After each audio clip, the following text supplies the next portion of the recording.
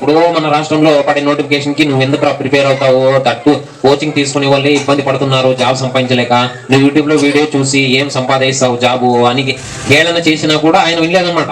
ఆత్మవిశ్వాసం, self confidence తో తన ఉద్యోగం సంపాదించుకున్నాడు, తన కుటుంబాన్ని ఓ రేంజ్ లో నిలబెట్టుకున్నాడు. ఈ రోజు పాఠశాలలో అంటే తను అంగన్వాడీ నుంచి పీజీ దాకా ప్రభుత్వ విద్యా సంస్థలోనే చదువుకున్నాడు అనమాట. తను కష్టపడుతూ 10th వరకే తను సాధ్యపడినంత వరకు తన కుటుంబ ఆర్థిక అవసరాల మేరకు తను పని చేయాల్సి వచ్చిందన్నమాట. 10వ తరగతి తర్వాత 2 సంవత్సరాల పాటు కూలి పనికి వెళ్ళాడు. తన తండ్రి వెంట, తన తల్లి వెంట, తన తండ్రి వెంట, తల్లిదండ్రుల వెంట కష్టపడుతూ కూలి పనులు చేస్తున్నాడు అనమాట. 2 years 10వ తరగతి తర్వాత తను చదువుపైన ఫోకస్ చేయలేకపోయినాడు.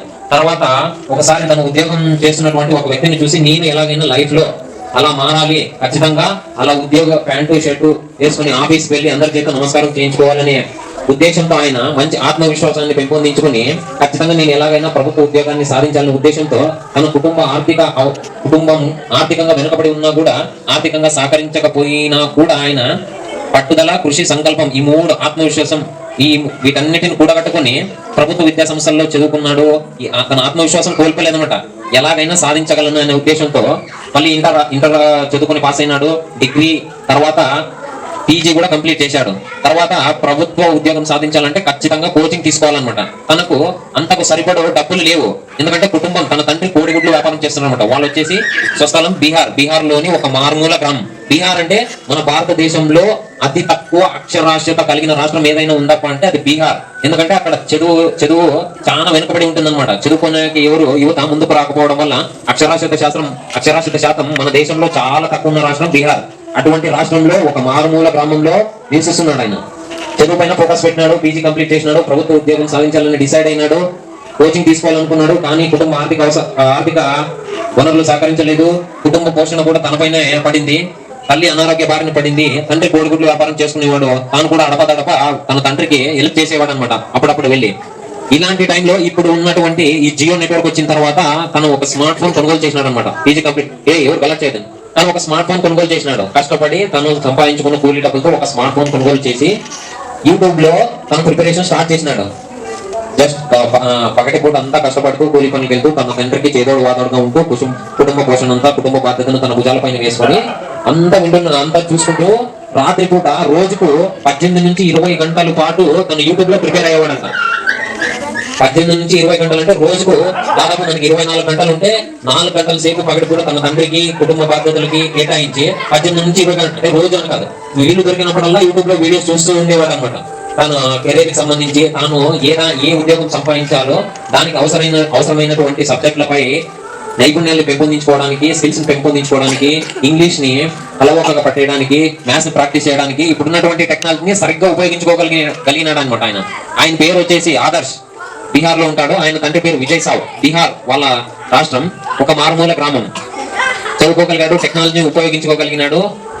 ఒక 2 సంవత్సరాల పాటు మక్కువని దీక్షతో రోజు అదే పని యూట్యూబ్ ఓపెన్ చేయడము, మనలాగా పనికిరాని వీడియోలు, కార్టూన్స్ వీడియోస్, ఖుషి టీవీ ఇలాంటి వాటి కాకుండా రోజు తన నెట్ బ్యాలెన్స్ వేయించుకోవడానికి కూడా తన దగ్గర డబ్బులు లేవు. కొన్నిసార్లు అంత దీని స్థితిని కూడా ఎదుర్కొన్నాడు అనమాట. అలాంటి వాటిలో పబ్లిక్ వైఫైలు ఉపయోగించుకుంటూ పబ్లిక్ ప్లేసెస్ లో వైఫై ద్వారా డౌన్లోడ్ చేసుకుని ఆ వీడియోని చూస్తూ ఆ వీడియోలతో తన నైపుణ్యాలను పెంపొందించుకుంటూ తను సాధించుకోవాలనుకున్న ఉద్యోగం కోసం కఠోర శ్రమతో దాదాపు 2 సంవత్సరాల పాటు కుస్తీ చేసినాడు అనమాట. యూట్యూబ్ తో తనకు కావాల్సినవన్నీ వెతికి పట్టుకున్నాడు. మన లాస్ట్ వీక్ మీకు చెప్పినాను కదా, మనకి కావాల్సిన టెక్నాలజీ అంతా యూట్యూబ్ లో ఒక్క క్లిక్ తో దొరుకుతుంది. మన స్టడీ పరంగా ఏమి కావాలనుకున్నాను కదా, అలా తను అంతా యూట్యూబ్ లో సెట్ చేసి వెతుకున్నాడు, డౌన్లోడ్ చేసుకున్నాడు. నైట్ అంతా నోట్స్ ప్రిపేర్ చేసుకునేవాడు, డే బై డే అనాలిసిస్ చేసుకున్నాడు. తను ఎంతవరకు ప్రిపేర్ అయినాడని, తన సిలబస్ ఏంటి, కంటెంట్ ఏంటి, మొత్తం అంతా అనాలిసిస్ చేసుకున్న తర్వాత BPSC, Bihar public service commission, మనకి ఏపీఎస్సీ ఎట్లా ఉందో Andhra Pradesh public service commission, BPSC Bihar public service commission exam notification విడుదల చేసింది అనమాట.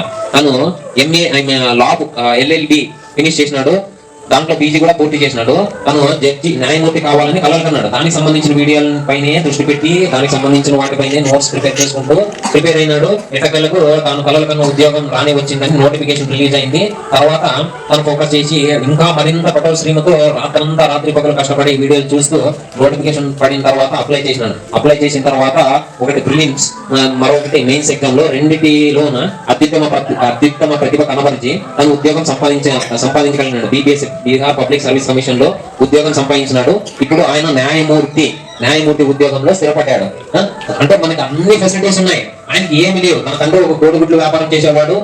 మొబైల్ ఫోన్స్ కూడా అవైలబుల్ గా లేనటువంటి ఒక మారుమూల గ్రామం, టవర్ లేని మారుమూల గ్రామం నుంచి వచ్చి కూడా తన అన్ని ఫెసిలిటీస్ ఉపయోగించుకుంటూ, పబ్లిక్ వైఫై ఫెసిలిటీస్ ఉపయోగించుకుంటూ, తన ఫ్రెండ్స్ ద్వారా ఏ నోటిఫికేషన్ రిలీజ్ అవుతున్నాయో తెలుసుకుంటూ, నోట్స్ ప్రిపేర్ చేసుకుంటూ, ఏమేమి అవసరమో ఆ నైపుణ్యాలన్నిటిని పెంపొందించుకుని ఎట్టకేలకు తాను కలలు కన్న ఉద్యోగాన్ని సంపాదించాడు. వాళ్ళ కుటుంబాన్ని ఒక రేంజ్ లో నిలబెట్టినాడు. ఇప్పుడు అందరూ ఇలాగే స్ఫూర్తి పొంది, ఆయన పేరు ఆదర్శ్, అందరూ ఆయన్ని ఆదర్శంగా తీసుకోవాలా. ఎందుకంటే తను చదువుకునేకి కూడా ఆర్థికంగా స్టెబిలిటీ లేదనమాట వాళ్ళ ఇంట్లో. ఇప్పుడు ఇంట్లో అన్నిటికీ స్కూల్ పంపుతున్నారు, మీకు కావాల్సిన ఖర్చులు ఇస్తున్నారు. ఆయన చదువుకునే కూడా ఇబ్బంది పడాల్సి వచ్చిందనమాట. ఎందుకంటే అక్కడ అక్షరాస్యత చాలా శాతం అనేది తన ఫ్రెండ్స్ కూడా గేలీ చేసేవాళ్ళు. అరే ఎప్పుడో మన రాష్ట్రంలో పడే నోటిఫికేషన్ కి నువ్వు ఎందుకు ప్రిపేర్ అవుతావు, తట్టు కోచింగ్ తీసుకునే వాళ్ళే ఇబ్బంది పడుతున్నారు జాబ్ సంపాదించలేక, నువ్వు యూట్యూబ్ లో వీడియో చూసి ఏం సంపాదిస్తావు జాబు అని హేళన చేసినా కూడా ఆయన వెళ్ళాదనమాట.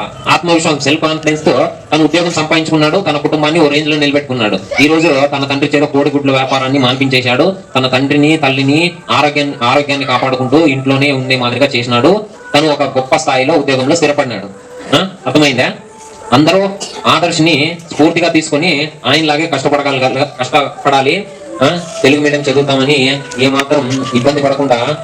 నేను ఆర్టీసీలో బస్ కండక్టర్ పనిచేస్తూ, మరొక పక్క వ్యవసాయం చేస్తూ, ఇంటి దగ్గరగా పిల్లలను రప్పించి మోటివేషన్ చెప్తూ, వారి చేత చెప్పిస్తూ, యువకుల చేత చెప్పిస్తూ, మోహన్ యూవీపీ ఫౌండేషన్ ప్రారంభించి వారికి గిఫ్ట్స్ ఇస్తూ, మోహన్ యూవీపీ అనే యూట్యూబ్ ప్రారంభించి నేను, నా కొడుకు కొన్ని స్కూల్లోకి వెళ్ళి చెప్పిన మోటివేషన్స్, రైటింగ్ గురించి సంబంధించిన వీడియోలు అప్లోడ్ చేస్తూ ఉంటాం. మేము చేసే పని మీకు నచ్చితే లైక్ చేయండి. మీరు కూడా సామాజిక సేవలో పాలు పంచుకోవాలంటే సబ్స్క్రైబ్ చేసి చూస్తున్న ఈ వీడియోను కనీసం 5 మందికి షేర్ చేయండి.